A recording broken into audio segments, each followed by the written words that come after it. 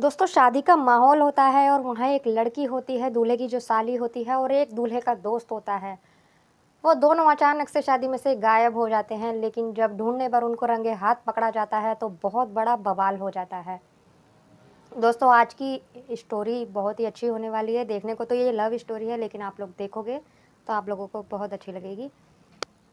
तो दोस्तों और वीडियो में आगे बढ़ने से पहले प्लीज़ वीडियो को लाइक कर दीजिए, अच्छी लगे तो चैनल को सब्सक्राइब कर दीजिए और कमेंट कर बताइएगा आपको वीडियो कैसी लगी।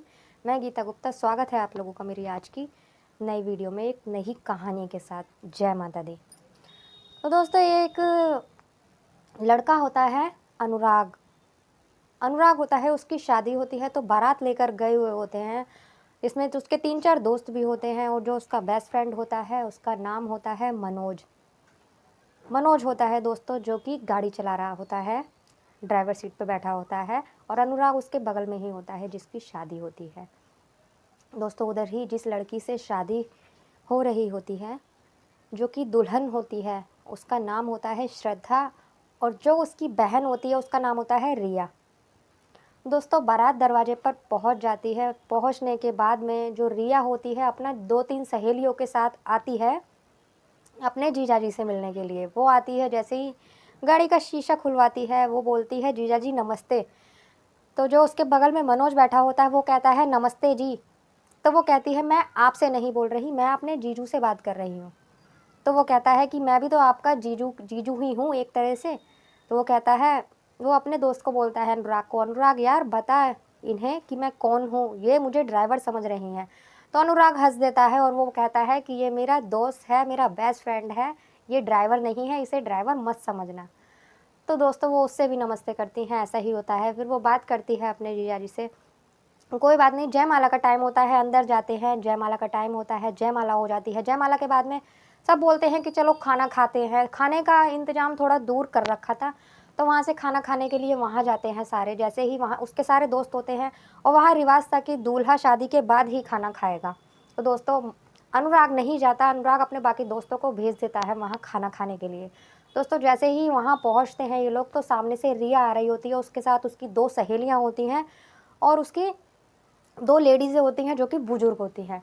दोस्तों मनोज वहाँ जाता है, मनोज उसको देखकर हाय करता है दूर से। हाय करने के बाद में सब खाना वाना लेते हैं। उसके दोस्त है, मनोज के हाथ में भी खाने की प्लेट होती है तो इशारे में वो रिया से पूछता है कि खाना खाओगी। तो रिया भी हंसकर कह देती है हाँ हाँ ज़रूर खाएंगे, क्यों नहीं खाएंगे। तो दोस्तों वो ऐसा कहकर अपनी प्लेट उसे पकड़ा देता है। पकड़ाने के बाद में दोस्तों रिया कहती है कि आप प्लीज़ मेरा एक काम और कर देंगे। तो वो कहता है हाँ हाँ बोलो बिल्कुल। तो दोस्तों ऐसा कहने पर रिया बोलती है कि ये मेरी रिश्तेदार हैं, मैं कहाँ से खाना लेके आऊँ, भीड़ बहुत हो रही है, तो प्लीज़ आप लोग इनके लिए भी आप खाना ला दोगे। तो वो दोस्तों हंस के कहता है हाँ हाँ क्यों नहीं। वो टेबल पे दोस्तों उन चारों पाँचों को बिठा देता है। 5 जने होते हैं वो, एक रिया, उसकी 2 फ्रेंड और 2 वो बुजुर्ग लेडीज़ होती हैं। उन पाँचों को बिठा देता है और दोस्तों जितना भी खाना होता है सब लाकर टेबल पर रख देता है। दोस्तों ये सब उसके दोस्त देख रहे होते हैं। वो कहते हैं जहाँ ये लड़की देख लेता है ये तो वहीं का होकर रह जाता है। दोस्तों वो उसके बारे में ऐसी बातें करते हैं। लेकिन दोस्तों जब वो खाना सारा ला देता है, उनको कहता है खाने के लिए, दोस्तों वो लोग कहते हैं कि अब तुम भी प्लेट ले आओ अपनी, तुम भी खा लो यहीं आकर, तुमने भी कुछ नहीं खाया है। तो दोस्तों वो ऐसा ही करता है, प्लेट लेने जाता है। प्लेट लेने जाता है तो उसकी जो बुजुर्ग लेडीज़ थी वो उससे पूछती हैं कि पहले तो कभी नहीं देखा इस लड़के को, ये लड़का कौन है। तो दोस्तों रिया बताती है कि ये जीजाजी का दोस्त है जो कि बारात में आया है, ये बारातियों में से है। तो दोस्तों वो जो लेडीज़ें होती हैं वो रिया को डांटने लगती हैं कि तेरी हिम्मत कैसे हुई बारातियों से काम करवाने की, ऐसा नहीं होता, ये गलत बात है। तो ऐसा कहने पर मनोज आ जाता है अपनी प्लेट लेकर। तो वो कहता है अरे अरे कोई बात नहीं आंटी जी, ये सब तो चलता रहता है। दोस्तों ऐसा ही होता है। इतना ही कि जैसे ही वो अपनी प्लेट अपनी रखता है टेबल पर, वैसे ही अनुराग का फ़ोन आ जाता है। वो कहता है कि कहाँ हो तुम लोग यार, मुझे मंडप में जाना है, तुम लोग कहाँ हो, जल्दी आओ। दोस्तों ऐसा कहने पर मनोज अपनी प्लेट रख देता है और कहता है कि मुझे जाना होगा शायद दूल्हे को लेकर, अनुराग को मुझे लेकर जाना है मंडप में। तो दोस्तों वो चला जाता है। तो भी श्रद्धा को लेकर मंडप में पहुंचती है, उसके संग उसकी फ्रेंडें भी होती हैं। दोस्तों वहाँ जाकर बैठ जाते हैं सारे, आमने सामने बैठे थे दोनों। इधर दूल्हा दुल्हन बैठे होते हैं, उनके बगल में ही रिया बैठी होती है और इधर अनुराग के बगल में मनोज बैठा होता है। तो वो रिया उसको कहती है कि अच्छा नहीं लगा, आपने खाना नहीं खाया, अगर आप कहो तो मैं आपके लिए कुछ ले आऊँ खाने के लिए। तो वो कहता है कि नहीं नहीं ऐसी कोई बात नहीं है। तो वो कहती है कि मैं कहो तो कॉफ़ी ले आऊँ आपके लिए? तो वो कहता है कि नहीं। बहुत ज़िद करने के बाद में रिया जाती है और दोस्तों कॉफ़ी ले आती है। वो पहले उसको कॉफ़ी देती है, फिर 2-4 जने वहाँ और बैठे होते हैं, वो उनको भी कॉफ़ी देती है। दोस्तों ऐसे ही फिर रिया बात करने लगती है। वहाँ सर्दी का माहौल कुछ ज़्यादा होता है दोस्तों। ये जो स्टोरी है, ये 22 जनवरी 2023 की है। ये 22 जनवरी 2023 की स्टोरी है।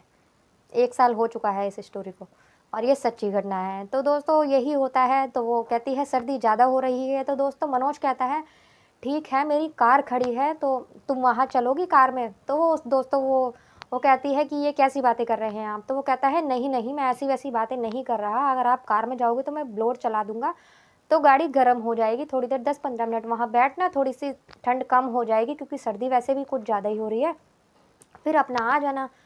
तो दोस्तों रिया जो होती है वो अपनी फ्रेंड से भी पूछती है कि तू चलेगी? तो वो मना कर देती है, नहीं, नहीं, मैं नहीं जा रही, तू जा। दोस्तों फिर वो मनोज चला जाता है, वो कहता है ठीक है मैं जाता हूँ, ब्लोअर चालू कर देता हूँ, जब तक गाड़ी गर्म हो जाएगी, आप आ जाना। तो दोस्तों वो चला जाता है। जब रिया आती है, गाड़ी का गेट खोलती है, जैसे ही रिया अंदर घुसती है तो गाड़ी वाक़ई में बहुत गर्म हो जाती है। तो दोस्तों वो बैठते हैं वहाँ, एक-दूसरे को पसंद तो वो लोग करने ही लग गए थे। दोस्तों वहाँ बैठते हैं दोनों। जब मनोज जो होता है उसका हाथ पकड़ लेता है और वो उससे कहता है कि रिया आई लव यू, मैं तुमसे प्यार करने लगा हूँ। तो दोस्तों रिया भी कहती है आई लव यू टू, लेकिन रिया कहती है कि अभी ऐसा कुछ नहीं, हम अभी शादी का माहौल है और हम मैं नहीं चाहती कि कोई भी हमें गलत समझे। तो वो कहता है नहीं, नहीं, ऐसी कोई बात नहीं है, अपना 10-15 मिनट बैठो और फिर तुम जा सकती हो। दोस्तों ऐसे ही बात करते रहते हैं गाड़ी में बैठे-बैठे। दोस्तों इतने में वहाँ जो होता है सब ढूँढने लगते हैं रिया कहाँ है, रिया कहाँ है? दोस्तों जब देखते हैं कि रिया नहीं मिल रही, घर में लड़की जो होती है, दुल्हन की बहन जो होती है, दुल्हन पे इन दोनों पे नज़र ज़्यादा होती है लोगों की। तो सब देखते हैं, लड़की वाले जो होते हैं चौकन्ने रहते हैं कि कहीं शादी शादी के दिन है, शादी का माहौल है, किसी से लड़ाई वगैरह ना हो जाए, तो वो इस चीज़ की ज़्यादा खबर रखते हैं। तो दोस्तों गाँव का माहौल था वैसे भी, जो दोस्तों वहाँ के रिश्तेदार वगैरह होते हैं, वो लोग कहते हैं रिया कहाँ है, रिया कहाँ है?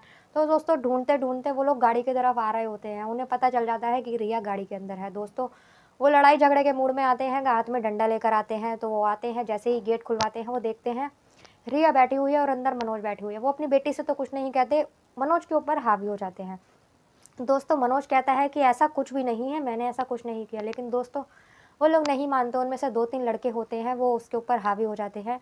लेकिन रिया कहती है कि ऐसी बात नहीं है, ऐसा कुछ भी नहीं है, बस मैं गाड़ी में आकर बैठी थी, गाड़ी गर्म थी इसलिए सर्दी ज़्यादा लग रही थी। दोस्तों कोई उसकी बात पर यकीन नहीं करता। दोस्तों मनोज जो होता है खुद ही पुलिस वालों को बुला लेता है और कहता है, मतलब मामला शांत करवाने के लिए ही, कि लड़ाई झगड़ा ना हो। तो दोस्तों पुलिस आ जाती है, लेकिन गाँव वाले जो होते हैं वो नहीं मानते दोस्तों। नहीं मानने के बाद में फिर ऐसा ही होता है, पुलिस वालों को भेज दिया जाता है कि घर का मामला है, घर का मामला है। तो मनोज उन्हें समझाता है कि आपकी बेटी है, आप लोग ऐसा क्यों कर रहे हो? जब आपकी बेटी खुद कह रही है कि उसने कुछ नहीं किया, मैंने कुछ नहीं किया उसके साथ, तो आप लोग क्यों नहीं मान रहे हो? आप लोग खुद अपनी बेटी को बदनाम कर रहे हो। अपनी बेटी की इज़्ज़त आप लोग खुद ही खराब कर रहे हो। तो दोस्तों ऐसे ही बात चलती जाती है, इतने में अनुराग भी वहाँ आ जाता है। जब अनुराग को पता चलता है तो अनुराग जो होता है वो फिर बोलता है कि ऐसी कोई बात नहीं है, मेरा दोस्त बहुत अच्छा है। तो दोस्तों दूल्हे की बात तो ऐसे भी मानी जाती है, तो रफ़ा-दफ़ा कर दिया जाता है। फिर दोबारा से मंडप में आते हैं, शादी संपन्न करते हैं, शादी पूरी होती है दोस्तों। शादी पूरी होने के बाद में फिर दोनों को बैठाकर बातें करी जाती हैं, दोनों परिवार मिलकर बातें करते हैं आपस में। तो दोस्तों फिर दोनों बता देते हैं कि हम एक-दूसरे से प्यार करते हैं, प्यार करने लगे हैं। और दोस्तों फिर कुछ नहीं होता, ऐसे ही मामला दोनों को उसको विदा कर दिया जाता है। श्रद्धा जो होती है चली जाती है, वो विदा कर दिया जाता है। दोस्तों ऐसे ही दोनों फ़ोन पर बात करते रहते हैं। फ़ोन पर बात करने के बाद दोस्तों ठीक 2024 में 22 जनवरी को रिया और मनोज की भी शादी करा दी जाती है।